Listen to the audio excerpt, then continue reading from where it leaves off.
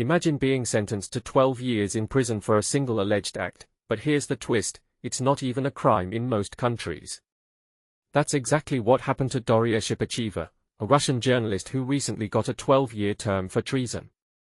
Now, let me tell you, treason charges are usually reserved for acts that threaten national security, like espionage or sabotage. But in this case, the evidence? A money transfer to Ukraine. From my perspective, that's not just ironic, it's a chilling reminder of how Russia has weaponized its legal system to silence dissent. What makes this really interesting is that Shipacheva pleaded guilty and received the minimum sentence. That's not a sign of a fair trial, it's a sign of a system where even admitting guilt doesn't protect you from being crushed. I mean, if you're so desperate to escape the full weight of the law, maybe you're not the one in the wrong here. Now, let's talk about the trial itself. It was held behind closed doors, and no details were officially released. That's not just a procedural oddity, it's a calculated move to erase transparency.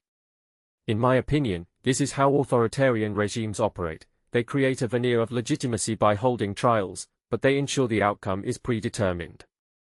The fact that the charges stem from a money transfer to Ukraine raises deeper questions.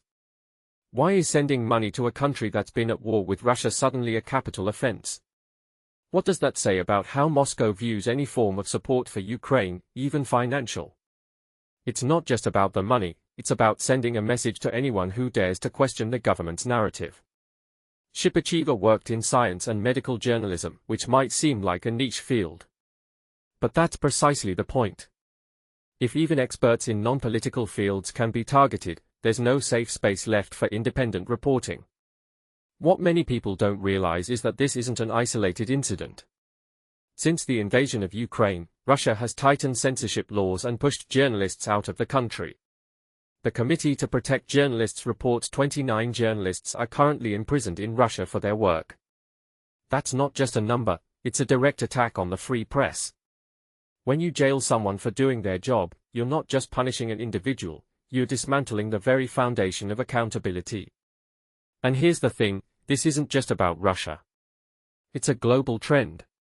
Authoritarian regimes are increasingly using legal systems as tools of suppression. What this really suggests is that the line between journalism and treason is being blurred in ways that threaten press freedom everywhere. A detail I find fascinating is how Shipacheva's case was covered by Media's owner, an independent outlet.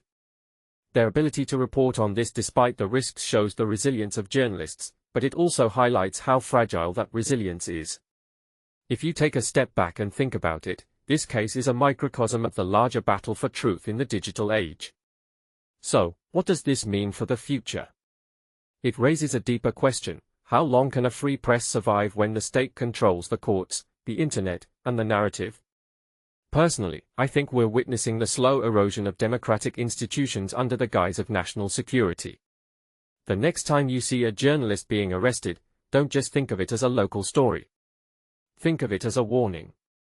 Because if we don't protect the right to report the truth, we lose the right to know what's happening at all.